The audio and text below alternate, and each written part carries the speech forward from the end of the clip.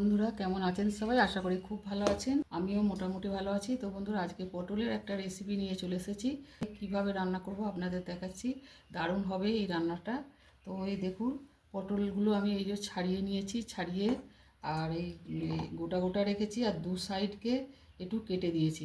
তো আমি এইভাবে কেটেছি, আপনারা যে কোনোভাবে কাটতে পারেন, মাঝামাঝি দিতে পারেন, বা এরকম তিন ছেঁড়া গোল গোল করেও নিতে পারেন। তো আমি এইভাবেই নিয়েছি। তো এখানে কড়া বসিয়ে দিয়েছি, কড়াই সাদা তেল দিয়েছি। এবারে পটলগুলোকে নুন হলুদ মাখিয়ে, আর এই তেল গরম হয়ে গেছে, এবার এগুলোকে ভেজে নেব। আমি আমার প্রয়োজন মতো নিয়েছি, আপনারা আপনাদের প্রয়োজন মতো নেবেন। একটু ঢাকা দিয়ে ভেজে নিচ্ছি। পটলটা ভাজা হতে হতে আমি এই যে নারকেল কোড়া নিয়েছি, আর এখানে তিল নিয়েছি। এই দুটো জিনিসকে একটু শিলে বেটে আনবো। তারপর পটলগুলো সব ভাজা হয়ে গেছে, তুলে নিচ্ছি। একটু সাজিয়ে ফোড়ন দিয়ে দিলাম। ফোড়নটা হয়ে গেছে, পেঁয়াজ কুচি দিয়ে দিচ্ছি।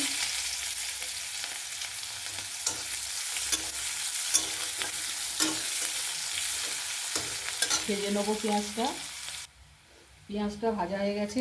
এবারে এখানে রসুন গ্রেট করা আর আদা গ্রেট করা, রসুন আর আদা গ্রেট করে নিয়েছি, এটাকে দিয়ে একটু ভেজে নেবো।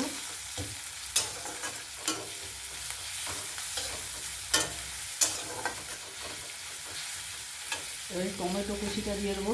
একখানা টমেটো ছোটো সাইজের, যেমন পরিমাণ সবজি নেবেন সেই পরিমাণে দেবেন। টমেটোটা ভেজে নেবো একটু লবণ দিয়ে। টমেটোটা ভেজে নিয়েছি। এবার এখানে কিছু মশলা দিয়ে দেবো। এটা কাশ্মীরি লঙ্কার গুঁড়ো, ঝাল লঙ্কার গুঁড়ো, জিরে গুঁড়ো, ধনে গুঁড়ো, সামান্য গরম মশলা, অল্প চিনি, 1 চিমটের মতো।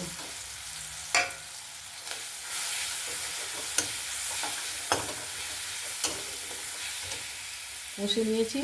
এবারে এখানে দিয়ে দিচ্ছি, দেখুন এটা তিল বাটা, আর এটা হচ্ছে নারকেল বাটা।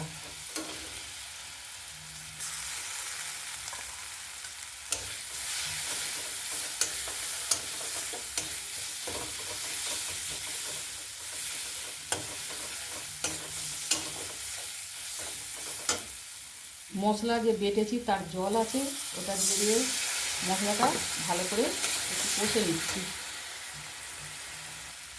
মশলাকে কষে নিয়েছি। এবারে লবণ দিচ্ছি স্বাদ মতো। স্বাদ মতো লবণ দিলাম, আর ভাজা পটলগুলো দিয়ে মশলার সাথে একটু মিশিয়ে নিচ্ছি।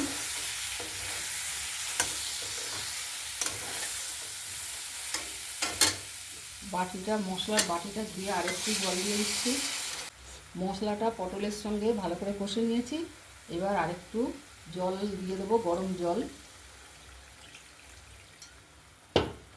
আর দুটো কাঁচা লঙ্কা দিয়েছি বন্ধুরা। এই যে এটা আপনারা বেটে দিতে পারেন, স্বাদটা আরও ভালো হবে। তো ঝাল বেশি হবে বলে আমি ওটাকে চিড়ে দিয়ে দিয়েছি। পটলের ভিতরে মশলাগুলো একটু ঢুকে যাবে।